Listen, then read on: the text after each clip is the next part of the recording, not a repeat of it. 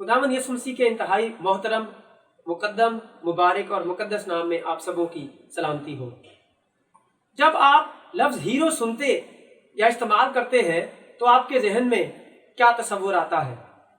किसी नज्म, तमसील, drama, movie या कहानी का ख़ास मर्द मरकज़ी किरदार जो अक्सर औक़ात मुश्किलात में से गुज़रता है लेकिन अक्सर औक़ात आखिर औक़ात फ़तह याब होता है। मुख्तलिफ लुगात लफ्ज़ हीरो को मुख्तलिफ तरह से इसकी तारीफ़ बयान करती है। अक्सर लुगात हीरो को बहादुर, गाजी, पहलवान, हिम्मत वाला, गैर मामूली ताकत वाला, महबूब और मकबूल मर्द के तौर पर पेश करती है। ऑक्सफोर्ड की उर्दू अंग्रेज़ी की जो लुगत है वो हीरो को यूनानी अहद अतीक में वो आदमी कहती है जो देवताओं का मंजूर नज़र और माफौकुल फितरत खसूसियात का हामिल था। इसी लुगत में हीरो का तर्जुमा सूरमा भी किया गया है। और जब हीरो और सूरमा और बाइबल का जिक्र आता है तो हमारा ख्याल फौरी तौर पर इब्रानियों के 11वें बाब की तरफ जो है हो जाता है। इब्रानियों के ख़त में जो कलीदी लफ्ज़ है वो ईमान है और तकरीबन 41 मरतबा मुसन्निफ जो है वो ईमान का तस्करा करता है। और बाब नंबर 11 में जो कि ईमान के सूरमाओं का बाब है, 41 में से 25 मरतबा लफ्ज़ ईमान जो है ये इस्तेमाल हुआ है। ऐसा क्यों है? इसकी वजह क्या है? इसकी वजह यह है कि जिन लोगों को इब्रानियों के मुसन्निफ ने यह ख़त लिखा था वो अमाल की तरफ जा रहे थे, वो शरई रस्मी अमाल की तरफ जा रहे थे। तो 10वें बाब की 38वीं आयत के अंदर मुसन्निफ उनके पुराने अहदनामे में से, उनकी किताब में से ये अल्फाज कोट करता है कि मेरा रास्तबाज बंदा जो है वो ईमान से जीता रहेगा। और फिर इक़्तिबास करने के बाद वो पुराने अहदनामे के बड़े बड़े उन नामों और ईमान के सूरमाओं का जिक्र करता है जिनकी जिंदगियां ईमान से घिरी हुई है। मुसन्निफ बताना चाहता है कि पुराने और नए अहदनामे में निजात पाने के दो अलग अलग तरीके नहीं थे, एक ही तरीका था और वो तरीका ईमान है। आज बहुत से लोग अपने आप को शरई मसीही कहलवाना पसंद कर रहे हैं। इब्रानियों का पूरा खत ये सिखाता है कि आज हम शरई मसीही नहीं हैं, हम शख्सियती मसीही हैं। हमें शरीयत नहीं बचाती बल्कि एक शख्सियत बचाती है और वो शख्सियत खुदावंद यीशु मसीह है जो इब्रानियों के खत में फरिश्तों से अफजल है, मूसा से अफजल है, हारूनी कहाने से बरतर है, तमाम अंबिया से बड़ी है, यशुआ, खैमा इज्तिमा और तमाम सरदार काहिनों की कुर्बानियों और तमाम रस्मों से अफजल और बरतर शख्सियत है। इब्रानियों 11 बाब सिर्फ ईमान का बाब नहीं है बल्कि ये गैर मुतजलजल, ना झूलने वाला ईमान का बाब है। इस बाब को हम ईमान का स्कूल भी कह सकते हैं। आप कौन कौन से स्कूल में पढ़ते रहे हैं? आपके जवाब मुख्तलिफ होंगे। क्या आप कभी ईमान के स्कूल में गए हैं जहां पर जो सिलेबस है वो ईमान हो, उस्ताद जो है वो ईमान हो, हर पीरियड ईमान हो और हर सबक ईमान हो? इब्रानियों 11 बाब ईमान का स्कूल है और मैंने अपनी जिंदगी में कभी भी इब्रानियों के खत पर बात करते हुए इस पूरे बाब पर कभी कोई पैगाम नहीं दिया। सो इस लिहाज से ये पैगाम मेरे लिए जो है वो एक चैलेंज है। इसमें 30 असबाक इस बाब के अंदर हमें सिखाए गए हैं। हमने इस बाब का इंतखाब क्यों किया है? क्योंकि तबलीगी मुहिम की तकमील के लिए हमें गैर मुतजलजल ईमान की जरूरत है और इस बाब से और बेहतर बाब और कोई नहीं है जो गैर मुतजलजल ईमान की तारीफ और उसके काम बयान करे। आपको याद होगा कि हम सीख रहे थे कि तबलीगी मुहिम की तकमील के लिए खुदा की कुव्वत दरकार है, मसीह से मोहब्बत ज़रूरी है, दुआया अज़्म हमारे अंदर होना चाहिए, कलाम खुदा की सच्चाई से मोहब्बत हमारे अंदर होनी चाहिए। आज के पैगाम में हम इब्रानियों 11 बाब में से ये सीखेंगे कि हमारे अंदर गैर मुतजलजल ईमान मौजूद होना चाहिए। आयत नंबर 1 में मुसन्निफ जो है वो ईमान की तारीफ बयान करते हुए ये कहता है कि ईमान जो है वो उम्मीद की हुई चीज़ों का एतमाद और अनदेखी चीज़ों का सबूत है। और फिर बकिया पूरे बाब के अंदर वो ये बताता है कि गैर मुतजलजल ایمان کیا کرتا ہے۔ پہلی اور دوسری آیت میں بتاتا ہے کہ غیر متزلزل ایمان کی تعریف کیا ہے، اور بقیہ سارے باب میں وہ یہ بتاتا ہے کہ غیر متزلزل ایمان کی تفصیل کیا ہے، یعنی وہ کیا کرتا ہے۔ پہلا سبق جو اس باب میں ہمیں تیسری آیت میں سیکھنے کو ملتا ہے وہ یہ ہے کہ ایمان جو ہے وہ تخلیق خدا کی لامحدود قدرت کا سبق سکھاتا ہے۔ آیت نمبر 3 بتاتی ہے کہ عالم خدا کے کہنے سے بنے ہیں۔ عالم سے مراد یہاں پر وقت اور تمام مخلوق ہے، جسے خدا نے پیدائش 10ویں باب کے اندر 10 مرتبہ خدا نے کہا کے ذریعے سے تخلیق کیا۔ ایمان جو ہے یہ وہ دوربین ہے جو دیکھی اور اندیکھی جو تخلیق ہے اس کو بیان کرتی ہے۔ ایمان وہ دوربین ہے جو اندیکھی تخلیق کو بھی گویا آنکھیں دے دیتی ہے اور دیکھنے کی قوت دیتی ہے۔ آج لوگ تخلیق کو انسانی فلسفوں سے اور انسانی سائنس سے سمجھنا چاہ رہے ہیں، دونوں ہی محدود ہیں، ان دونوں ہی سے تخلیق کائنات کو نہیں سمجھا جا سکتا ہے۔ دوسرا سبق جو ہمیں اس باب میں سے ملتا ہے وہ ہابل کی زندگی سے ہے۔ ایمان ہابل کی طرح خدا کی پسند کی قربانی پیش کرتا ہے۔ قائن اور ہابل جو تھے وہ ایک ہی وقت میں ایک ہی جگہ پر ایک ہی خدا کے حضور انہوں نے قربانی گزرانی، مگر ہابل کی قربانی افضل کیوں ٹھہری؟ کیونکہ اس کی قربانی ایمان سے تھی۔ آج ہماری دنیا کے اندر یا تو لوگ قائن کی طرح اعمال کی قربانی گزرانتے ہیں یا ہابل کی طرح ایمان سے خداوند یسوع کی قربانی پر جو ہے وہ بھروسہ رکھتے ہیں۔ تیسرا سبق ہمیں ہنوک کی زندگی سے ملتا ہے کہ ہنوک کی طرح ایمان سب سے زیادہ خدا کو خوش کرتا ہے۔ ہنوک کے متعلق لکھا ہے کہ اس کا ایمان خدا کو پسند آیا، کیونکہ ہنوک کی اولین ترجیح آدمیوں کو خوش کرنا نہیں تھی، وہ خدا کو خوش کرنا چاہتا تھا۔ آج ہم کس کو خوش کرنا چاہتے ہیں؟ اپنے خاندان کو، اپنے عزیز و رشتہ داروں کو، اپنے باس کو یا خدا کو؟ ہمیں ایسا ایمان رکھنا ہے جو خدا کو خوش کرتا ہے۔ چوتھا سبق ایمان اجر یعنی انعام کا یقین رکھتا ہے۔ چھٹی آیت میں ہمیں ذکر ملتا ہے کہ خدا جو ہے وہ اپنے طالبوں کو اجر یعنی بدلہ دیتا ہے۔ خدا نہ صرف ایماندار کو جو ہے وہ اجر دینے کا یا انعام دینے کا وعدہ کرتا ہے، بلکہ پیدائش کے 15ویں باب کی پہلی آیت میں ہمیں ذکر ملتا ہے کہ خدا خود ایماندار کی سپر اور بہت بڑا اجر ہے۔ پانچواں سبق جو ہے وہ ہمیں نوح کی زندگی سے ملتا ہے کہ نوح کی طرح ایمان جو ہے وہ دنیا کو ملامت کرتے ہوئے دنیا سے مختلف زندگی گزارتا ہے۔ بزرگ نوح جو تھے انہوں نے دنیا سے مختلف زندگی گزارتے ہوئے دنیا کو مجرم ٹھہرایا۔ آیت نمبر 7 کے اندر ہمیں اس کا ذکر ملتا ہے۔ بزرگ نوح نے تاریک زمانے میں ایسا چراغ جلایا جو الگ تھلگ تھا۔ وہ دنیا میں تو تھے لیکن دنیا جیسے نہیں تھے۔ کیا آج ہم دنیا میں ہوتے ہوئے دنیا جیسے تو نہیں ہیں؟ چھٹا سبق ایمان ابراہیم کی طرح نہ جانتے ہوئے بھی وہاں جاتا ہے جہاں خدا بھیجتا ہے۔ ابراہیم نہیں جانتا تھا کہ وہ کہاں جاتا ہے، مگر ہمیں اس خط کے اندر ذکر ملتا ہے پھر بھی وہ روانہ ہوا۔ وہ جگہ نہیں جانتا تھا مگر بھیجنے والے کو ضرور جانتا تھا۔ اس کے نزدیک کہاں جانے کی بجائے کون بھیج رہا ہے یہ زیادہ اہم تھا۔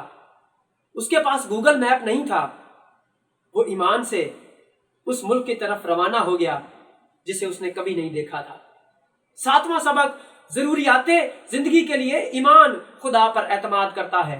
آیت نمبر 9 اور 10 ہمیں یہ سکھاتی ہے۔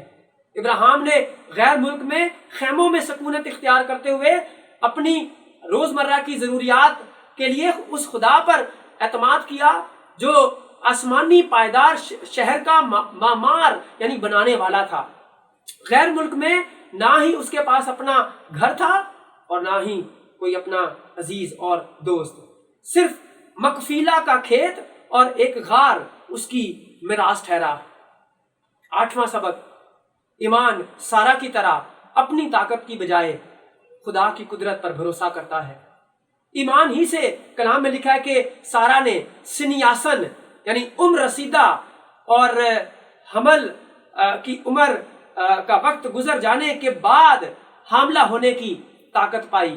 कई बार बे औलाद जोड़े बेसब्र हो जाते हैं और पीरों फकीरों की कुदरत पर भरोसा करते हुए उनके पास जाते हैं। सारा ने वादा करने वाले को कलाम में लिखा कि सच जाना। नवा सबक, ईमान आसमानी मुल्क पर उम्मीद रखता है और आसमानी मुल्क के लिए जीता है। आयत नंबर 13 से 16 हमें ये सबक सिखाती है। हर असली जो मसीही है पहले आसमान पर उम्मीद रखता है और फिर पाकिस्तान पर।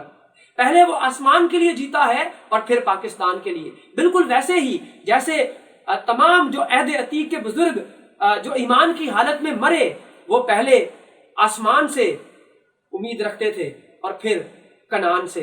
वो पहले आसमान के लिए जीते थे और फिर कनान के लिए।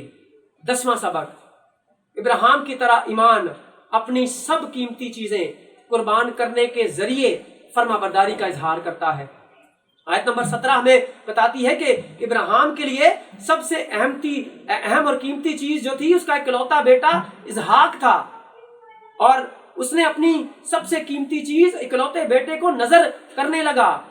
इब्राहिम सबसे कीमती चीज देने के लिए खुदा को तैयार था। इब्राहिम सिर्फ इसहाक को कुर्बान नहीं कर रहा था, बल्कि इसहाक के साथ अपने सारे ख्वाब और उम्मीदों को भी कुर्बान और दफन कर रहा था। आपके नजदीक सबसे कीमती चीज क्या है? आप फर्माबरदारी की किस हद तक जा सकते हैं? क्या आज हम इब्राहिम की तरह अपनी सबसे कीमती चीज कुर्बान करने के लिए तैयार हैं?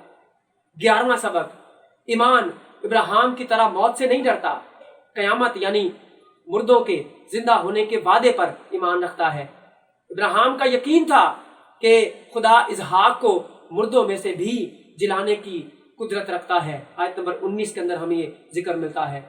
इब्राहिम ईमान के जरिए जानता था कि हम कोहे मूरिया से जिंदा वापस लौटेंगे। इसी वजह से उसने अपने जवानों को यानी नौकरों को ये कहा था कि तुम यहीं गधे के पास ठहरो, मैं और ये लड़का जरा वहां तक जाते हैं और फिर सजदा करके तुम्हारे पास लौट आएंगे। क्या आप मौत से डरते हैं? क्या आप ईमान रखते हैं कि खुदावंद यीशु मसीह क़यामत और जिंदगी है? आप किस चीज से खौफजदा हैं? आप किस चीज से डरते हैं? क्या आप मौत से डरते हैं? आज बहुत सारे लोग हैं जो मौत से खौफजदा हैं, जो मौत के डर से अपनी जिंदगियां जो है वो गुजारते हैं, लेकिन इब्राहिम ऐसा नहीं था। 12वां सबक, इसहाक की तरह ईमान मरने से पहले औलाद को सलामती की बरकत और दुआ देता है। 20वीं आयत में हम पढ़ते हैं कि इसहाक ने ईसु और याकूब दोनों को बरकत दी। इस आयत का जो पस मंजर है वो पैदाइश का 27वां बाब है, जहां सारे किरदार एक दूसरे को धोखा देते हुए जो है वो दिखाई देते हैं, मगर बरकत फिर भी कायम रहती है जो इसहाक ने मरने से पहले जो थी वो दी थी। 13वां सबक, खुदा का मंसूबा हमसे बड़ा है। आयत नंबर 21 और 22 याकूब और यूसुफ के मुतालिक बातचीत करती है। जब याकूब ने मरते वक्त अपने बाप इसहाक की तरह यूसुफ के बेटों यानी मनस्सी और इफ्राइम को बरकत दी, तो यूसुफ को मालूम नहीं था कि खुदा का मंसूबा कितना बड़ा है, क्योंकि याकूब ने जानबूझकर अपना हाथ जो था वो छोटे बेटे इफ्राइम पर रखा और यूसुफ इस बात से नाखुश हुआ। कई बार हम खुदा के मंसूबे यूसुफ की तरह इसलिए नहीं समझ पाते क्योंकि उसके मंसूबे हमसे बड़े हैं। हम सवाल करने की बजाय लाजिम है हम पर कि हम खुदा के मंसूबों पर भरोसा करें। 14वां सबक, ईमान मूसा की माँ बाप और खास तौर पर माँ की तरह सही और गलत में तमीज करता है।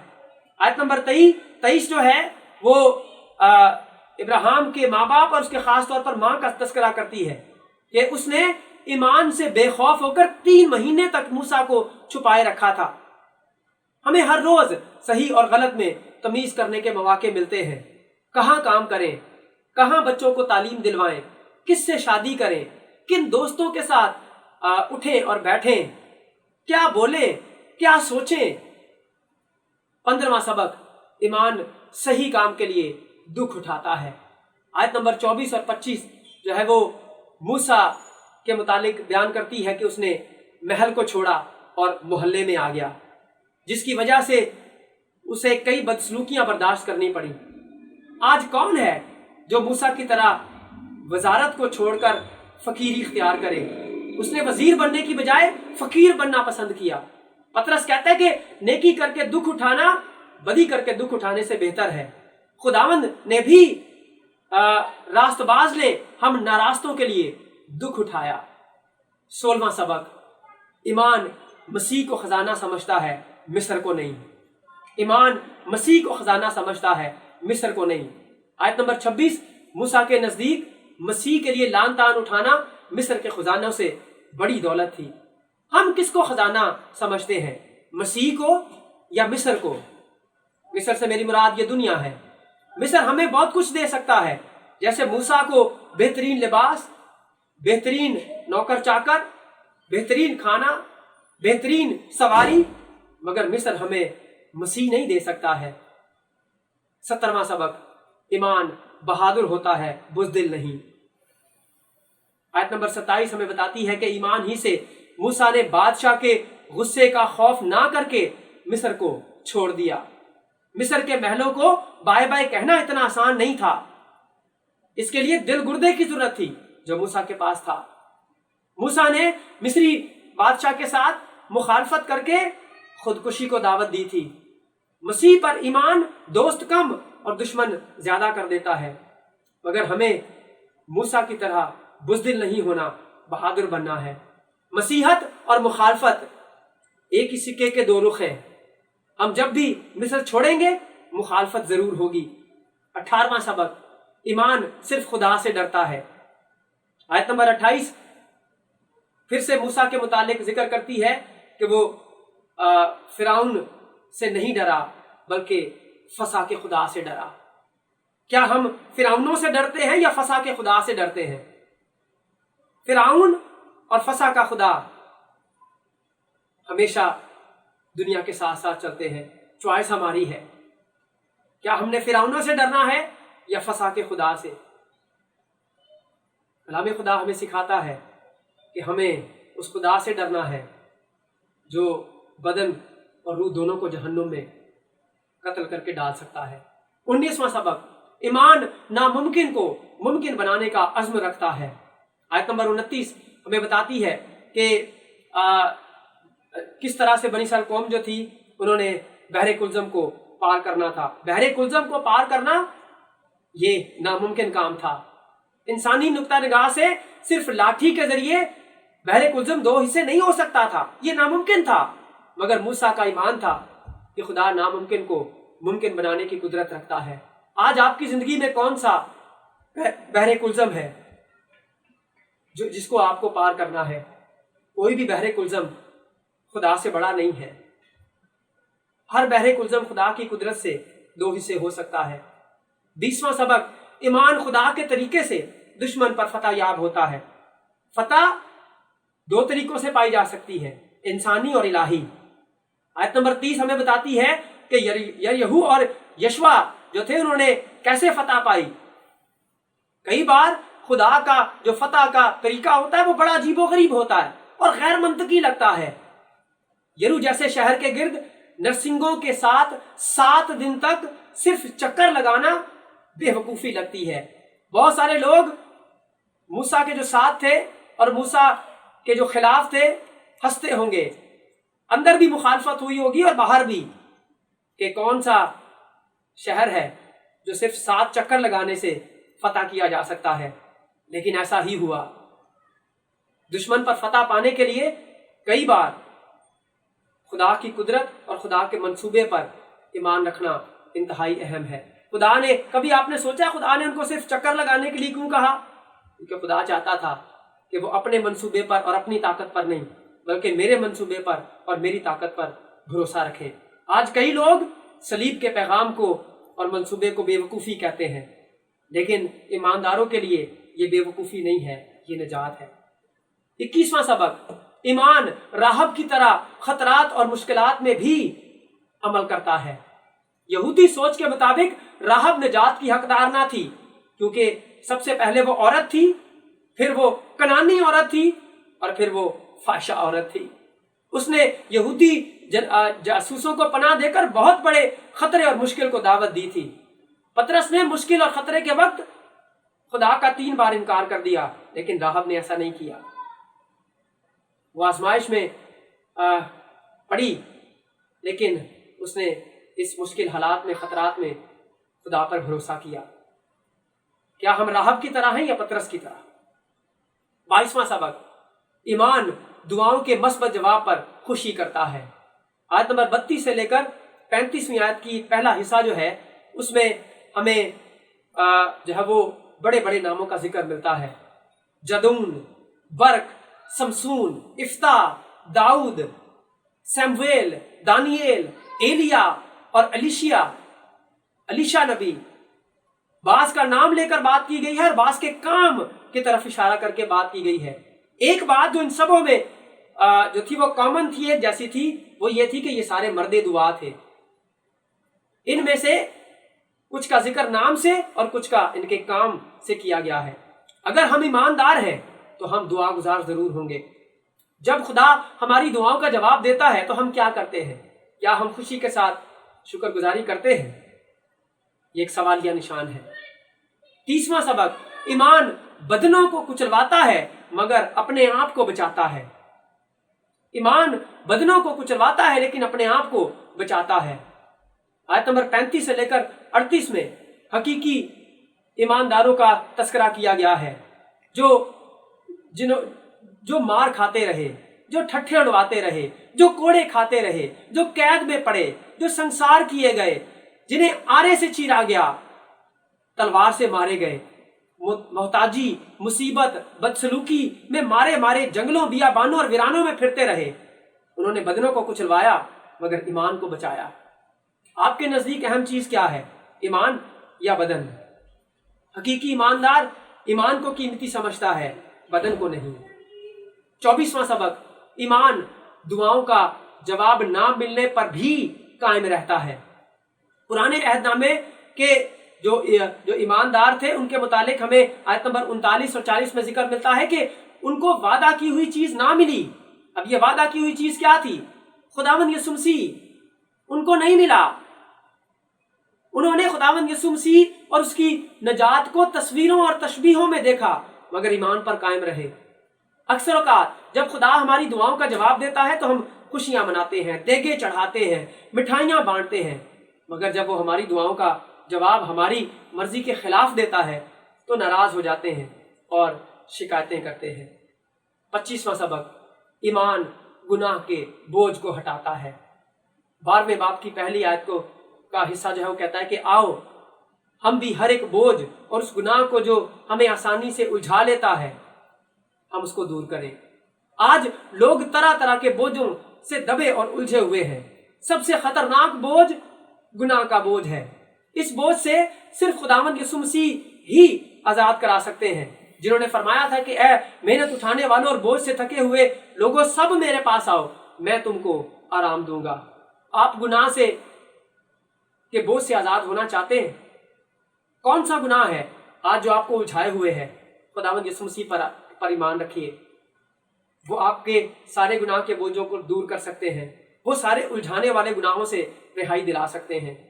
26वां सबक, ईमान हमें दौड़ में दौड़ाता है। अब ईमान हमें दौड़ में दौड़ाता है। पहली आयत 12वें बाब की पहली आयत के तीसरे हिस्से में लिखा है कि उस दौड़ में सब्र से दौड़ें जो हमें दरपेश है। हमें सिर्फ चलना, टहलना, रेंगना, बैठना, झुकना और रुकना नहीं है, बल्कि मुसलसल दौड़ना है। मसीही जिंदगी 10 मीटर की 10 सेकंड की रेस नहीं है, ये मुसलसल जारी रहने वाली, ताहयात जारी रहने वाली लॉन्ग लाइफ रेस है। क्या आप दौड़ रहे हैं? कहीं आप रुक तो नहीं गए हैं? क्या आप दौड़ का हिस्सा हैं भी कि नहीं? 27वां सबक, ईमान हमें दिखाता है। ईमान के बानी और कामिल करने वाले यीशु को और गवाहों के उस बड़े बादल को हमें देखना है, हमें तकना है, जिन्होंने ईमान की दौड़ को कामयाबी के साथ खत्म किया। वो ना सिर्फ दौड़े बल्कि जीते। खुदावंद यीशु मसीह हमारे कप्तान हैं, वो हमारे बानी हैं, वो हमारे कामिल करने वाले हैं। हमें अपने कप्तान को और अपने निशान को मुसलसल तकते रहना है। अगर ऐसा करेंगे तो जीत हमारी है। 28वां सबक, ईमान हमें जितवाता है। कब जितवाता है? जब हमारा ईमान खुदावंद यीशु मसीह से शुरू और खुदावंद यीशु मसीह पर ही खत्म हो। ये बहुत अहम है। कई बार लोग दौड़ के बीच में से वापस मुड़ जाते हैं, लेकिन हमें दौड़ के बीच में से नहीं मुड़ना है। हमें यीशु मसीह को तकते रहना है, जिसका मतलब है कि शुरू से आखिर तक हमें अपनी निगाहें यीशु मसीह पर जमाए रखना है। लूत की बीवी की तरह हमें वापस नहीं मुड़ना है, वरना नमक का सतून बन जाएंगे। हमें पौलुस की तरह दौड़ को खत्म करना है, ईमान को महफूज रखना है। 29वां सबक, ईमान हमसे उठवाता है। क्या चीज उठवाता है? सलीब। 12वें बाब की दूसरी आयत के दूसरे हिस्से में लिखा है कि खुदावंद ने शर्मिंदगी की परवाह किए बगैर सलीब का दुख सहा, पर यही काम उन्होंने हमें भी दिया। हमें उन्होंने कहा कि हर शख्स को जो मेरा शागिर्द है अपनी सलीब उठाकर हर रोज मेरे पीछे चलना है। अगर कोई शख्स ये दावा करता है कि मैं मसीह का शागिर्द हूं और हर रोज अपनी सलीब उठाकर यीशु के पीछे नहीं चलता, तो वो किसी नबी और पीर फकीर का तो शागिर्द हो सकता है, यीशु का नहीं। हमें अपनी सलीब उठाना है, गले में खाली सलीब लटकाना नहीं है। 30वां और आखिरी सबक, ईमान हमारी अब्दियत बनाता है। ईमान हमारी अब्दियत बनाता है। 12वें बाब की दूसरी आयत के आखिरी हिस्से के अंदर लिखा है कि इस वक्त खुदावंद जो है वो खुदा के तख्त की दाहिनी तरफ जा बैठे हैं। एक यहूदी के नजदीक ये काफराना जुमला है, ये काफराना जुमला है, मगर एक मसीही के नजदीक ये सुहाना जुमला है, क्योंकि जब यीशु मसीह खुदा की दाहिनी तरफ बैठ रहे हैं तो वो हमारी शिफायत कर रहे हैं। खुदावंद अभी भी काम कर रहे हैं, आराम नहीं कर रहे हैं। क्या आपको मालूम है कि आपकी अब्दियत यानी आखिरत कहाँ होगी? बेशतर लोग इस सवाल का जवाब उनके पास नहीं है कि उनकी आखिरियत और अब्दियत कहाँ पर होगी। अगर आपको नहीं मालूम कि आपकी अब्दियत कहाँ पर होगी, तो खुदावंद यीशु मसीह पर ईमान लाएं जो खुदा की दाहिनी तरफ जा बैठा है। आपकी अब्दियत समर जाएगी। वही अब्दियत बनाने और संवारने वाला है। आप नहीं अपनी अब्दियत को संवार सकते, कोई नबी आपकी अब्दियत को नहीं संवार सकता। सिर्फ खुदावंद यीशु मसीह जो खुदा की दाहिनी तरफ बैठे हैं आपकी अब्दियत को संवार सकते हैं। क्या आप गैर मुतज़लज़ल ईमान रखते हैं? क्या आप यीशु मसीह पर ईमान रखते हैं?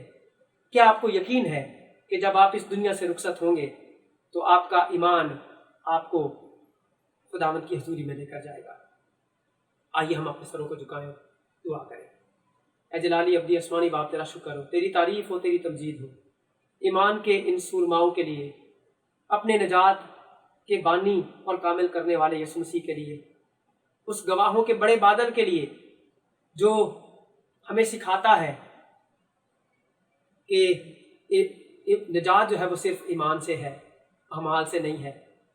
हमें कलाम खुदा सिखाता है कि हमें शरई मसीही नहीं बनना, हमें शख्सियती मसीह बनना है।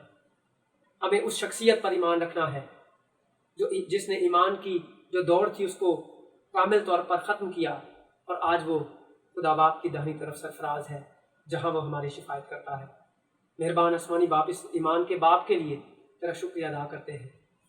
उन गवाहों के लिए तेरा शुक्रिया अदा करते हैं जो आज हमें मोटिवेट करते हैं, हमें तहरीक देते हैं कि हम ईमान की दौड़ में हर रोज़ दौड़ें, और इस ईमान की दौड़ में दौड़ते हुए उनको जो इस दौड़ का हिस्सा नहीं है खुदावंद यीशु मसीह के पास लाने वाले हो सके।